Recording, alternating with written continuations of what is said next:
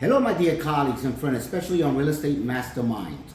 I made a statement online, which I'm actually trying to help a lot of realtors that are hurting right now, posting stuff like, I haven't made a sale, I won't have any buyers, and they're gonna foreclose on my home, and some of them I can't even pay the mortgage this month. You know, and that honestly, it hurts me because yes, times are tough, but I try to educate agents or open up their minds to creative thinking. And I can say that because not only am I a licensed realtor, I'm a licensed real estate broker, as well as an investor and the author of the No BS in Making Millions in Real Estate.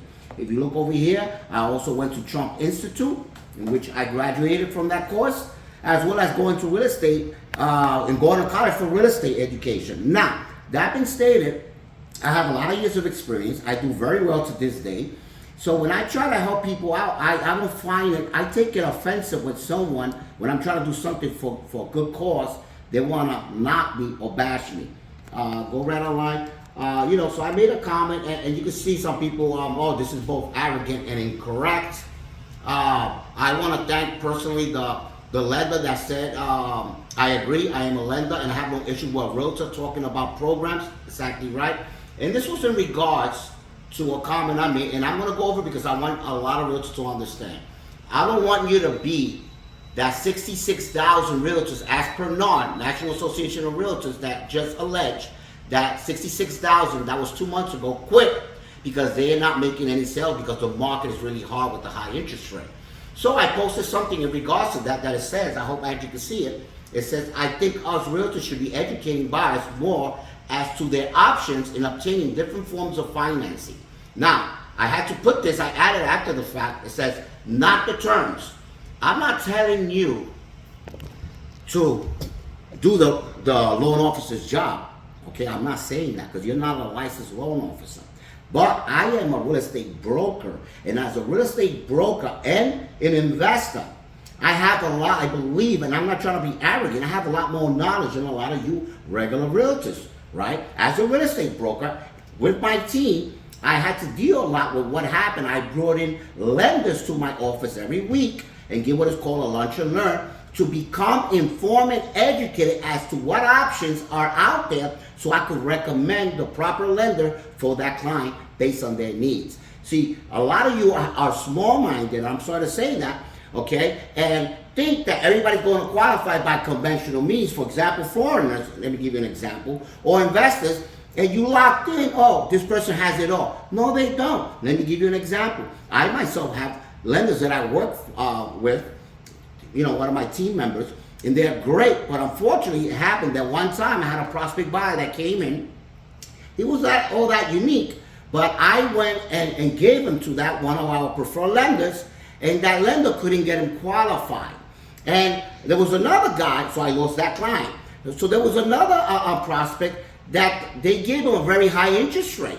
So therefore he couldn't qualify based on the high interest rate. And I'm like, what the hell? And I know this person very well. I actually even love this person.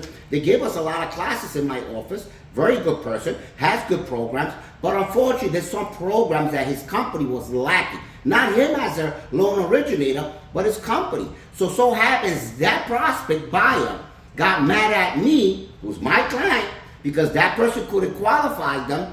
They went on their own to another lender, and I lost that buyer.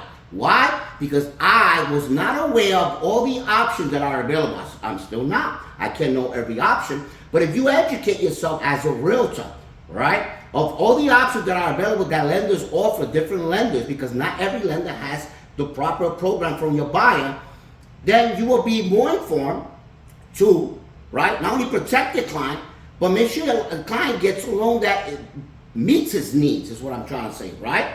Because you may have a great lender, but the interest rate, you may not know this, he charges too much because they want to make sure their marginal rate is higher for them. And then that could cause that client to get disqualified or get a high mortgage rate, and then that becomes a failure in the future versus another lender that might give you even a point less, okay? Now, let me give you another example, okay? And I said very clearly, in today's market, you as a realtor, you got to have an open mind, and you got to look for many other sources because it's not just conventional means. That's not what I need, okay? And obviously, don't do the job of a lender. But I want you to know what options are out there. For example, I myself have investors from other countries. I can't say the name because I use them for my advantages, right? That don't charge you any mortgage points at all. 9% interest, up to 3 years, interest only, 3 years, and only 20% down. And I use them for investment. Now, I happen to know that, and I share that with my preferred buyers depending on what they need. See, I happen to know that. So when I mentioned about the 2-on-1 buy down, which is basically you got to get the seller to agree, the seller to actually do like a seller's concession and basically be able to reduce the mortgage 2 points for the first year and 1 point for the following second year. They even have 3-1, which I'm not going to get into. I'm not a lender, but my point is, you as an agent have to be aware of what options out there. Inform your prospect buyers so that way you get that buy and that lead. You're competing with thousands of realtors, and if you're not thinking outside the box, and if you're not looking for options that are available, you're going to be an average realtor. Thus, you will be one of those who's going to be quitting again. I assure you that by next year, probably 30% of realtors are going to be quitting, and a lot has to do with NAR and the lawsuit they're involved, where now buyers are going to have to be represented by their own buyer's agent. They're not even going to be allowed to be under HUD statement. You have no idea what's going on. But the fact is, many of you are struggling right now, and I'm trying to help you, educate you, open up your horizons so you can think more. That there are a lot more options than simply conventional means, FHA, Freddie Mac, all that, Fannie Mae, Freddie Mac. Because I myself, as a real estate investor, bought many properties without a cent out of my pocket. Okay? That's OPM, other people's money. Now, how you do that? I have a lot of ways. I know it works. But see, I'm open to that. So please don't tell me, keep in your lane. You have no idea what you're talking about. And I'm not saying for you to do the lender's job. I'm just telling you, you as an agent should be informed of the options so you could then grab your client and tell them, okay, I believe these 3 options are good fitting for you based on what I know. And you should call them and see if you qualify to them. You should even know what qualification, what debt to income ratios and all stuff. You should at least know that. Okay? That has nothing to do with you being a loan originator. Otherwise, you're wasting people's time, sending people that don't qualify, or wasting lenders' time. No. And I assure you should be doing that because you know what? I guarantee you that with a lender, okay, 99% of the lenders not going to give you any referrals, right? They're not going to give you any leads. So how are you going to attract buyers? I'm a listing broker. I don't need, I should say I don't need buyers because I do get buyers through my marketing from other states, and that's why I'm able to sell my listings. But that being stated, I'm a listing broker, not a buyer's agent. But I've been there, done that. So it wastes a lot of my time, I'm going to be honest. But hey, that's what you got to do to make money by all means. I'm not knocking you. Actually, I give more commission to my buyer's agent than I do for myself because I know how hard it is to work to get buyers. But that being stated, with all the interest rate the way it is right now and how hard it is, you guys have to educate yourself of what programs are out there in creative ways, such as, for example, subject to.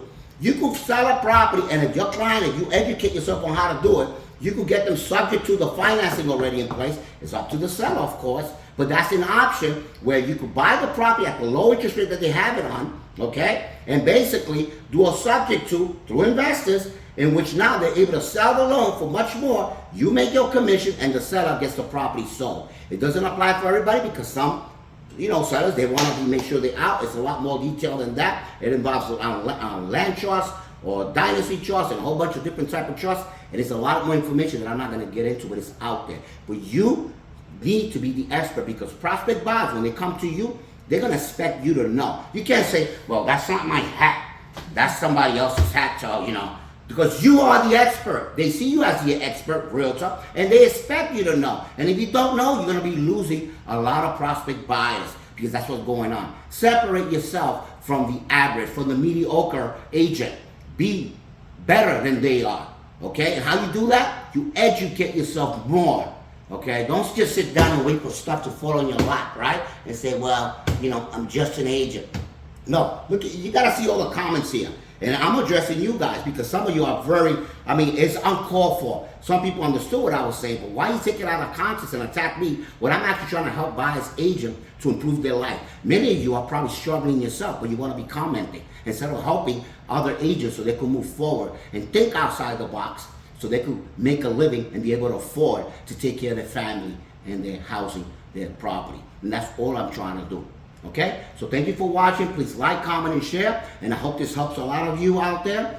think outside the box. I myself bought buildings without money out of my pocket by thinking creatively. Okay, putting jukeboxes there and pool tables on a storefront with 4 family, grabbing financing. Listen, one day if you want, just come and ask me and I'll help you so you can think outside the box. There are many options besides Fannie Mae or Freddie Mac, FHA, or conventional loans, because sometimes you may be going through a divorce, your credit is shot, it won't qualify. Maybe it's for an investment, you won't qualify for whatever reason. Maybe you actually authorized your son for an automobile and he's supposed to pay and you didn't know he wasn't making payments. Now your credit is shot. There's so many things that can happen in which you won't qualify. So you have to be creative, and you got to know a creative realtor, broker that will help you think outside the box and at least inform you of the options to see if you want to move forward and buy. If not, then you keep renting, right? You keep renting and keep paying your landlord's mortgage. That's up to you. But there are seller financing. There are many other options that you need to become informed of so you can use at your disposal. You want to know what tools are available. Not every broker, mortgage broker, not every lender is going to have a whole bunch of programs. Those that do, I mean, you got to have a good team. I have a great team. New American Funding. I have Guild Business. I have so many that I could give them credit for that I work with. But the point is, you got to become informed of that so you can recommend these people to your clients, right? Or at least refer them 3. Because if something goes wrong, you don't want to be responsible if you just recommend 1. Because I've been there. Okay? That's all, guys. Please like, comment, and share. And God bless. George Almodovar, licensed broker with Bella Lago Brokers. And now we are Bella Lago experts, powered by LPT. Thank you.